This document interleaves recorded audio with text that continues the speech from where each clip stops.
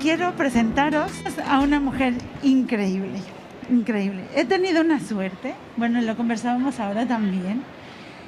Ya veis que conectamos un punto con otro y estas conexiones punto a punto me han llevado a conocer a Estrella Montoliu, que está aquí conmigo hoy. Un privilegio y un honor tenerte hoy.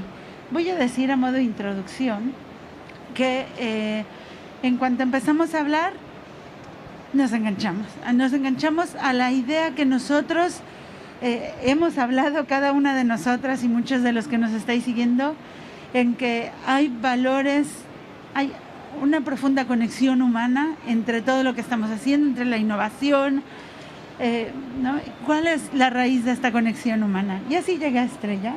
Estrella, bienvenida, muchas gracias por venir hoy. Muchas gracias por venir. No sé si puedo hacerte una pregunta antes de dejarte en el escenario. ¿Cómo te presentas tú? ¿Cómo resumirías tu amplísimo currículum? Porque yo me puse el reto de intentar hacerlo y dije, pues mejor que Estrella cuente, pero en unas oraciones simples, ¿qué eres tú? A ver, sube el palito, sí, a ver, para arriba y a ver ahora, ya. ¿No? Ahora sí, ahora sí. Bueno, en primer lugar, estoy encantada de estar aquí con todas vosotras y con todos vosotros. Muchísimas gracias, Marisol, por proporcionarme esta posibilidad. Si me tengo que presentar en apenas unas palabrillas, diría que soy catedrática de Lingüística Hispánica de la Universitat de Barcelona y soy experta y asesora en comunicación y hago mucha transferencia, además de investigación, tanto para administraciones públicas como para empresas privadas. Y luego, si queréis, desarrollo esto.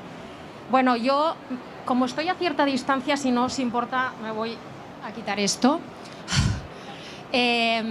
Voy a intentar, tal como me ha pedido la coordinadora, resumir en 10 minutos o plantear una especie de lista de posibles temas que tal vez os interesen.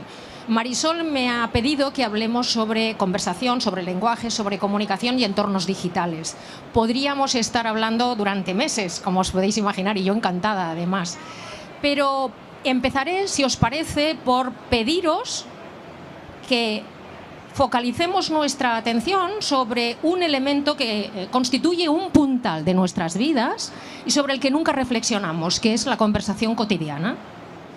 La conversación cotidiana es ese tipo de intercambio que tenemos desde que abrimos los ojos por la mañana con la gente con la que compartimos el espacio hasta que nos acostamos por la noche. Y es a través de las conversaciones como construimos nuestras relaciones personales, nuestras relaciones de seducción, la colaboración en el trabajo, cómo educamos a nuestros niños, es a través de la conversación. No obstante, es decir, a pesar de la enorme importancia que tienen para nuestra construcción personal, para nuestra construcción social, no tenemos todavía en el espacio público construida una reflexión sobre cómo llevar a cabo las conversaciones de una manera más armónica, menos tóxica, más alimenticia para todos nosotros.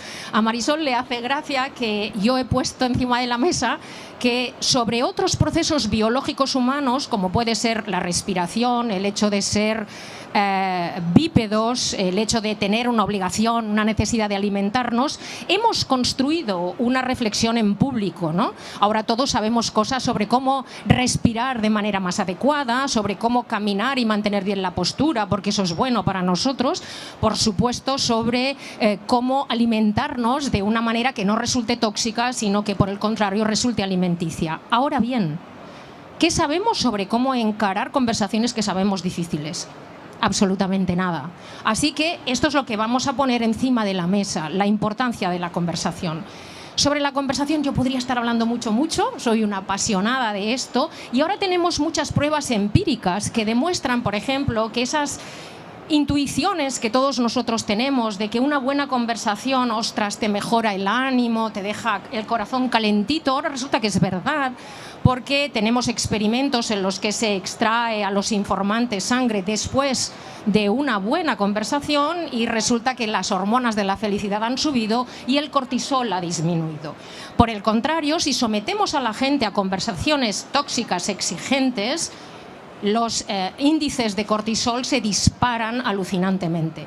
Así que no solo tiene que ver con nuestra salud emocional, con nuestra salud psíquica, sino que las conversaciones se relacionan de una manera directa con nuestra salud física.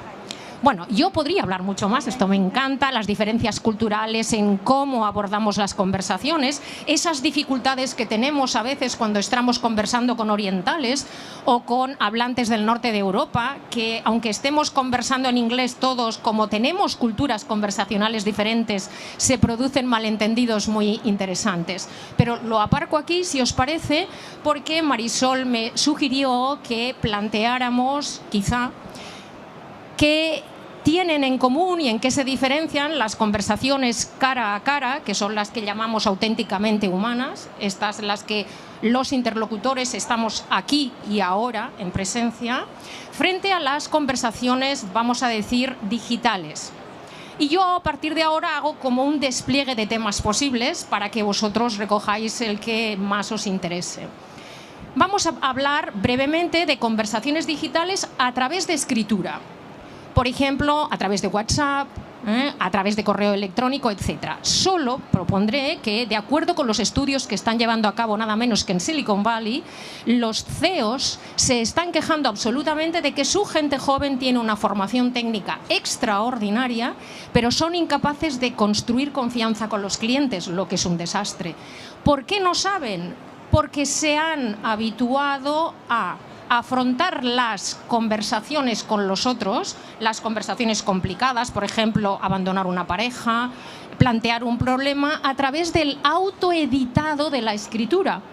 Me explico, ¿verdad? En lugar de enfrentarse al calor humano y a la problemática de tener que enfrentarte en persona con otra persona que con su cuerpo te está indicando cuál es su estado emocional, te autoeditas, mantienes la distancia emocional y dices lo que tengas que decir revisándolo tantas veces como sea necesario a través de la escritura. No vamos a discutir en este foro que la tecnología es maravillosa, esto lo doy por sentado, claro está, ¿no?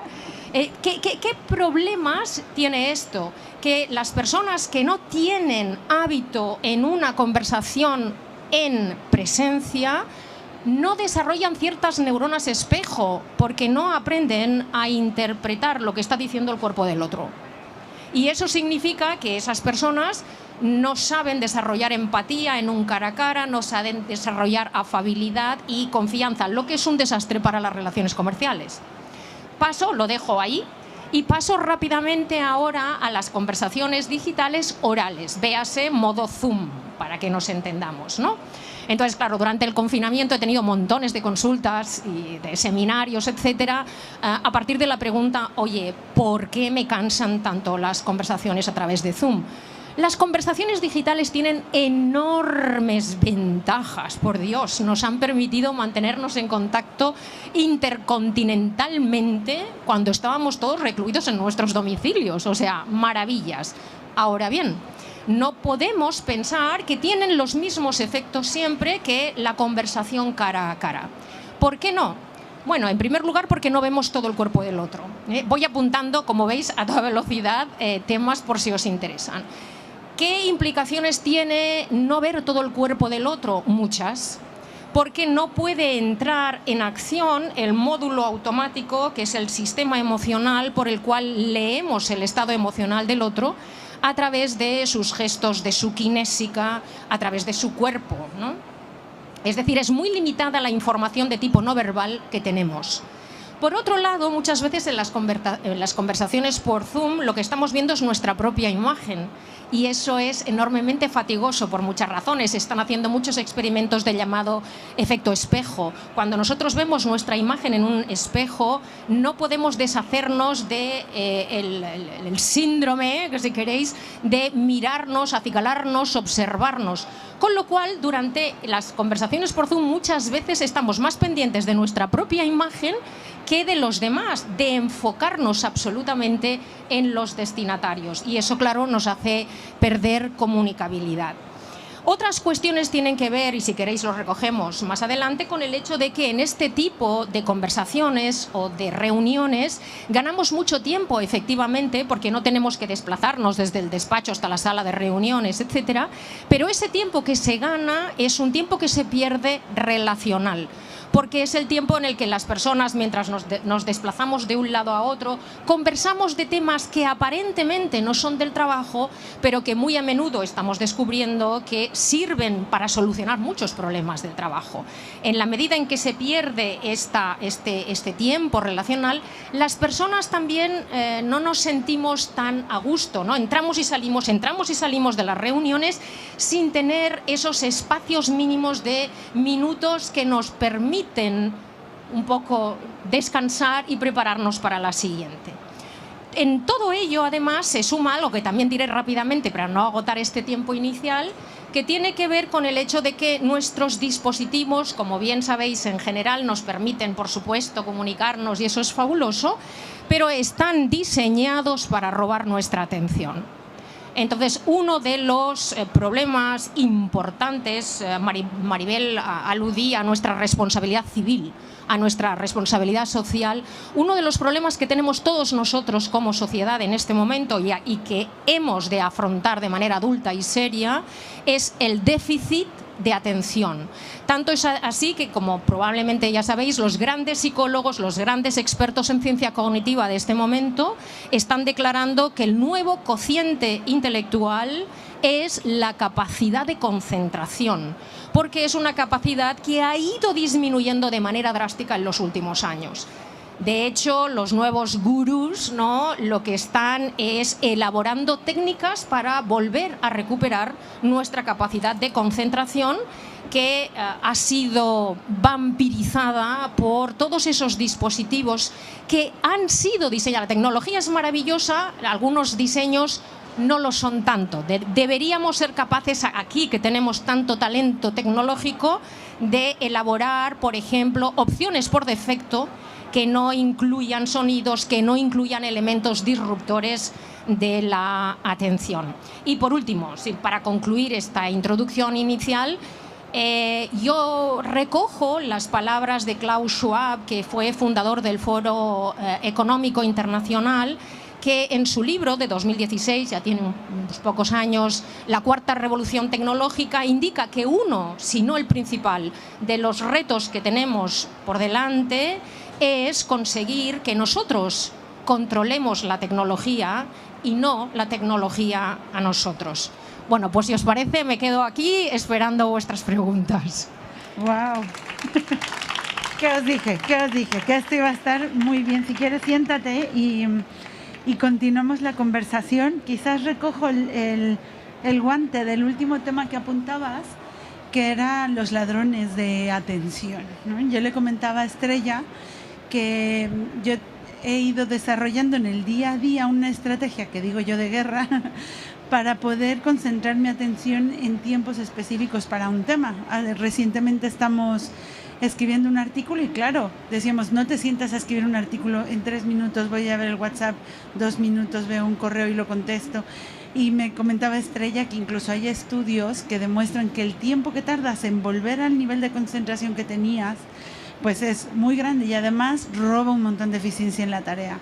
Pues yo me pongo directamente un cronómetro en el que digo, hasta que no suene, es que no he dedicado 15 minutos, de 15 en 15, a esta acción, porque si no, no hay propuestas que escribamos, no hay esto. Y sí que es verdad que es como una guerra en el día a día, ¿no? Es que tarda un tiempo, creo. ¿Hola? Sí. Imaginaos, es de suponer que quienes estamos reunidos aquí tenemos una cierta experiencia en el estudio y por lo tanto hemos tenido un cierto itinerario de ser capaces de concentrarnos un cierto tiempo ante pues una clase, ante un libro, ante unos ejercicios o en un experimento de laboratorio.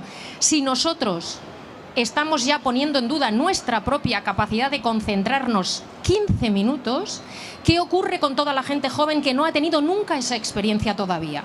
Yo suelo decirle a mis estudiantes, mirad, yo si algún día tengo que ser intervenida de corazón, me gustaría pensar que el cirujano o cirujana que me va a intervenir va a ser capaz de estar 4 horas en foco sin tener que estar consultando el WhatsApp o diciéndole, no sé, al instrumentista, mírame el WhatsApp, no sea que me vaya entrando algo, ¿no?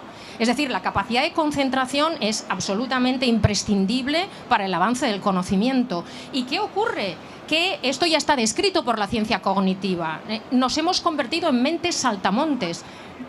Tenemos una especie de ya síndrome de tener que entrar y salir continuamente. Y efectivamente se está midiendo y se ha medido, por ejemplo, esto es súper chulo creo, ¿no?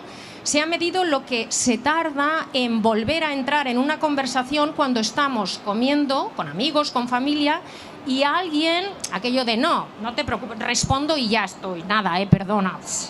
Bueno, desde que perdona hasta que vuelvo a incorporarme y entiendo de qué se está hablando, el tiempo que pasa no es banal y no es menor. O sea que desde el punto de vista de la eficiencia, os estoy hablando de una conversación coloquial. Ahora imaginaos lo que significa, estoy haciendo un informe, pero salgo un momento en realidad porque hay algo que me lo está pidiendo, porque nos estamos volviendo adictos a ello, ¿no? Me lo está pidiendo y miro el WhatsApp o miro algún otro dispositivo. Este entrar y salir tiene un coste para volver a entrar profundamente. Esto no me cuesta nada explicároslo porque todos vosotros conocéis esa experiencia. La de salir y luego, hostia, ¿dónde estaba? ¿Dónde iba? ¿Esto cómo iba? ¿Esta frase cómo iba? ¿Cómo había empezado el texto? ¿No? Así que hemos de desarrollar, bueno, ella dice, y muy mona y muy bien hecho, de bueno, pues me pongo un cronómetro. Me pongo un cronómetro porque por lo menos quiero estar 15 minutos haciendo monotarea, concentrada en un único asunto. De hecho, bueno, ya vais a ver cómo en realidad todas las experiencias de alta concentración se van a convertir en un producto de lujo cada vez más. Porque además la alta concentración, como bien sabéis, crea el mindfulness, crea esta sensación de fluencia que todos los que estamos en esta sala hemos sentido en alguna ocasión, muchas veces estudiando. Cuando te está gustando lo que estás estudiando, llega un momento y dices, hostia, que no he cenado, que llevo 4 horas y media aquí, colocadísima con esto que estoy tratando. Es decir, algo que no le podemos hurtar a las nuevas generaciones es el placer de estar en foco y un poco la armonía cognitiva de practicar la concentración. Es decir, que aquí podríamos traer muchas cosas que podrían sonar New Age, ¿no? Pero ¿por qué el yoga ahora tanto? ¿Por qué el pilates ahora tanto? Seguramente porque nos brinda por lo menos 20 minutos de concentración en algo. Y eso es muy relajante para nosotros. Mientras estábamos hablando en esas conversaciones previas, Marisol me decía, uy, además, piensa en la frustración. Y es verdad. La sensación de logro. Claro, o sea, la frustración de estar saliendo y entrando, y ella me decía, y luego acaba el día y dices, pero ¿yo hoy qué he hecho? He trabajado 9 horas, pero ¿qué he hecho? Porque no veo el output. Vale, he hecho muchas llamadas y tal, pero no he acabado de leer este informe, no he hecho el texto que me pedían, no he hecho esto y esto, y ha sido por la falta de concentración.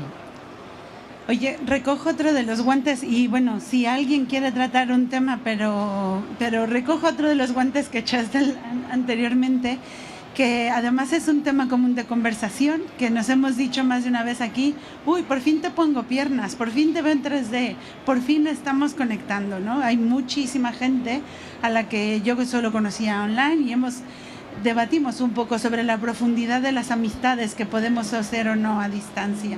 Esto que decías tú de la comunicación como base de los modelos de negocio que estamos generando ahora, no sé, bueno, me gustaría si puedes elaborar un poco más y no sé si alguien más tenga alguna pregunta relacionada, pero el rol de la comunicación que tenemos en esta era digital, el valor de la conversación y de la dedicación individual, ¿no?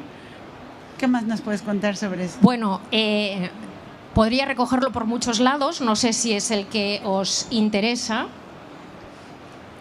Es que hay una pregunta del público. Sí. Continúa, Estrella. Quizá una de las cuestiones Marisol ha empezado aludiendo a la felicidad de reencontrar el cuerpo de los demás. Esto suena raro, pero es así. Una de las cosas que sufrimos durante el confinamiento fue la ausencia del cuerpo de los demás, ¿no? Esta sensación de todo a través de pantallas era maravilloso, porque la alternativa era nada. Y por lo tanto, de nuevo, la ola, la tecnología que nos permitía estar en contacto con los abuelitos que estaban en las residencias, con la gente que estaba en los hospitales, etcétera.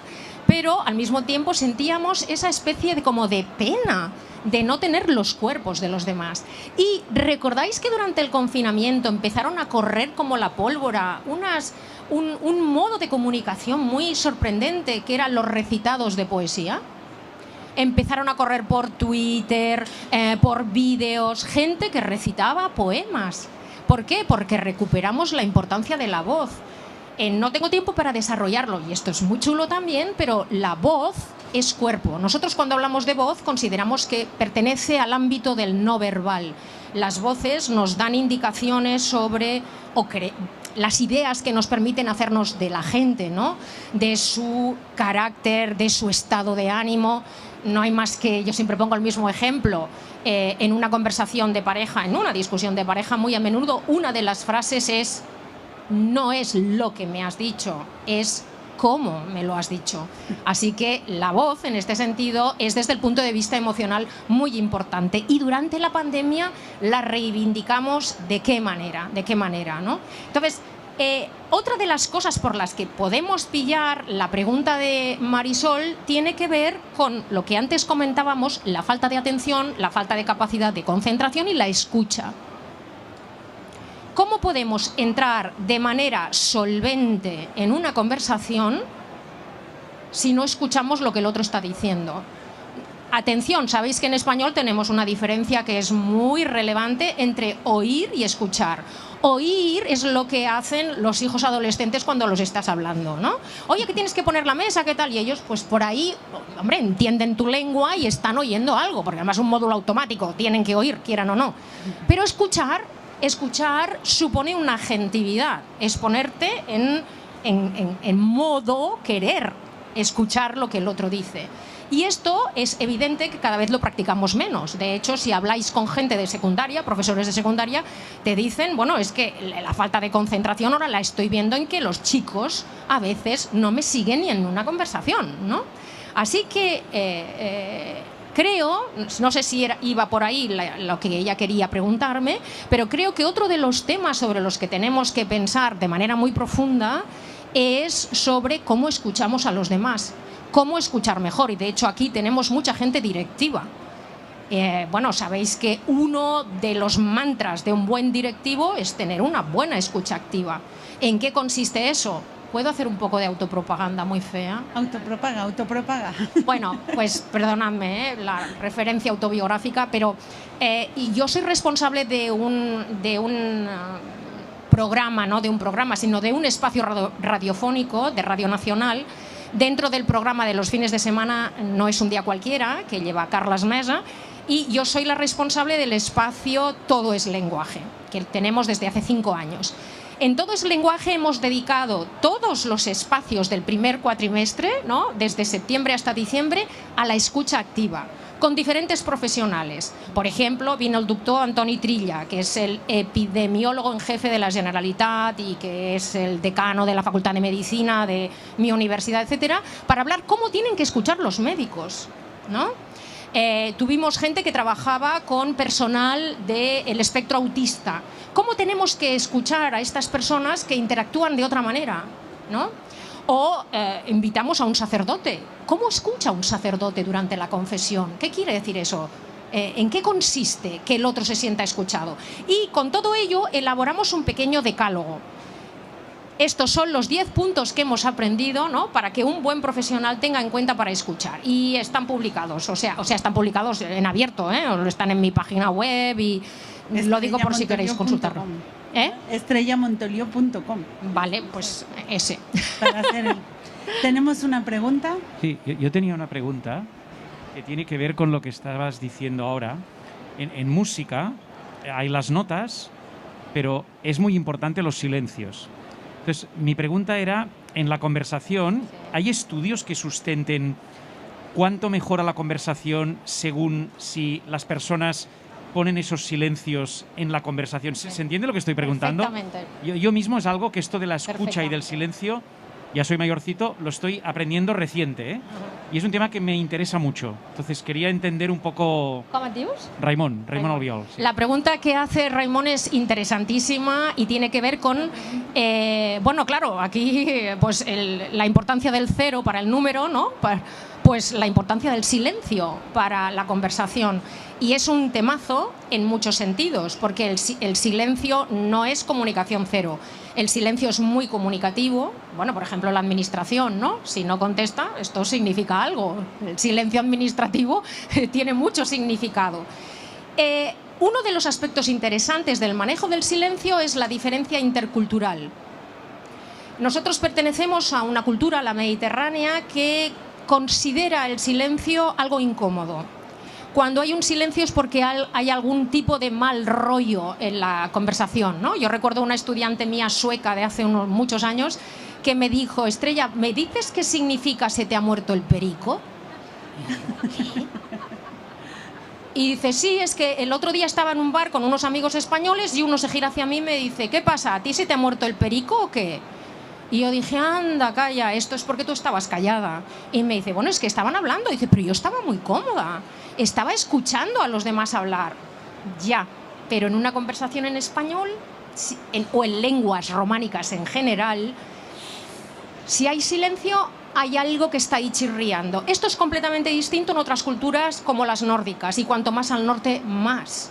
El silencio es un indicativo de la armonía entre los que interactúan, porque estamos tan bien que hasta podemos mantenernos en silencio. De hecho, esta especie de obligación de estar llenando de palabras continuamente el espacio común tiene un punto cultural y tiene, claro, por supuesto, diferencias individuales, ¿no? Pero del mismo modo que decía que la concentración se va a convertir en una especie de elemento de privilegio, el silencio, es decir, volver a resetear nuestro cerebro aislándolo de ruido en general, va a ser de nuevo también, seguro, una experiencia de lujo. Va a ser una experiencia de lujo. Podríamos seguir hablando mucho sobre tipos de silencios en la conversación, porque les llamamos los lingüistas de diferente manera según dónde están, pausas, intervalos, lapsos, y tienen significados distintos, pero no tenemos tiempo. La próxima vez. Estrella, nos quedan 5 minutillos y yo no quería dejar de pasar la ocasión. No sé si le robo la pregunta a alguien, pero si podemos hacer una coletilla de una cosa que tú también dices, que me gusta mucho, que somos como hablamos, ¿no? La forma en la que hablamos nos define. Esto lo hemos hablado en el contexto del género, por ejemplo, pero también se nota en muchas formas de relación, en la cultura de las organizaciones, y sé que tú tienes mucho que decir alrededor de esto. Cuéntanos algo sobre Es muy cruel hacerme esa pregunta y decirme te quedan 3 minutos. Es que siempre hay que quedarse con la miel en los labios, ¿eh? Os digo que Estrella tiene libros, webs, un episodio de Aprendemos Juntos que es una delicia, tenéis que escuchar. Ábrenos un poquito, un abrebocas. Bueno, pues...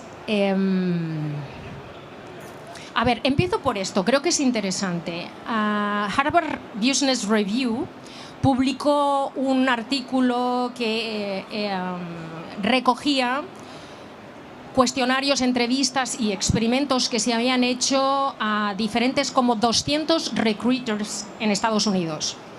Y a la conclusión a la que se llegaba, voy a ir muy rápidamente a la conclusión final, es que estas personas especializadas en valorar a los candidatos y adjudicarles un cargo posible y una remuneración aproximada, en realidad decidían a los 30 segundos de escuchar al candidato sin mirar el currículum cuál era el posible cargo, cuál era la posible franja retributiva. Eso significa literalmente que nuestra manera de hablar es nuestra tarjeta de presentación más acusada. Y es muy significativo que muy a menudo pensamos mucho cómo vamos a ir vestidos, qué nos vamos a poner, pero en cambio no pensamos nada en qué vamos a decir y cómo lo vamos a decir. Cuando no es una opinión de los lingüistas porque somos así, sino que está demostrado que nuestra manera de hablar nos representa, ¿no? En ese sentido, pues hay que reflexionar mucho sobre... Y naturalmente esto que acabo de decir tiene derivadas sociológicamente peligrosas, porque todos sabemos que el origen de las personas marca su manera de hablar. Es decir, que de las personas marca su manera de hablar. Es decir, que aquí se puede ejercer mucho clasismo, aunque sea inadvertidamente, ¿no? Marcar a alguien como, habla como el cinturón industrial de tal ciudad. Por lo tanto, y esto funciona como elemento de clasismo, así que hay que ir con cuidado y hay otras reflexiones sociales que hacer al respecto y que podríamos hacer. Que nuestra manera de hablar nos representa es muy evidente, que nuestra manera de construir las relaciones marca la cultura de la empresa, esto también lo sabemos. Hay empresas que cuando uno entra, al cabo de unos días se da cuenta de que, hostia, aquí los gritos van que no veas, o aquí cuando habla Pepito todo el mundo calla, nadie responde, o que cuando entramos percibimos que hay otra manera de conversar con la que no esperábamos, pero sí. Me han pedido que sea muy sintética y es así. Nuestra manera de hablar nos representa. Nuestra manera de hablar nos representa, nos conecta, nos abre puertas, nos cierra puertas, claro. Nos conecta y finalmente tiene el mismo valor social y de base de construcción de lo que somos que el andar o que los dedos opuestos, ¿no? O sea que la conversación es base articulante de lo que estamos haciendo hoy y es un elemento indispensable para la innovación. ¿No? Yo si acudimos a la etología diré más, ¿no? Es decir, el elemento que nos diferencia de nuestros primos, los primates superiores, el único, es el lenguaje articulado. Es decir, es la esencia de la humanidad, es el lenguaje articulado. Eso es lo que nos hace humanos. Imaginad, por tanto, cómo es de indisociable nuestro desarrollo humano con el uso del lenguaje. No tendríamos tecnología sin lenguaje, ya lo sabéis, ¿no?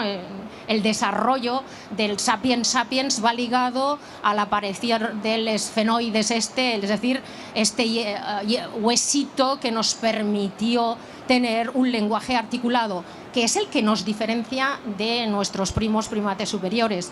Así que lenguaje y humanidad van indisociablemente unidos.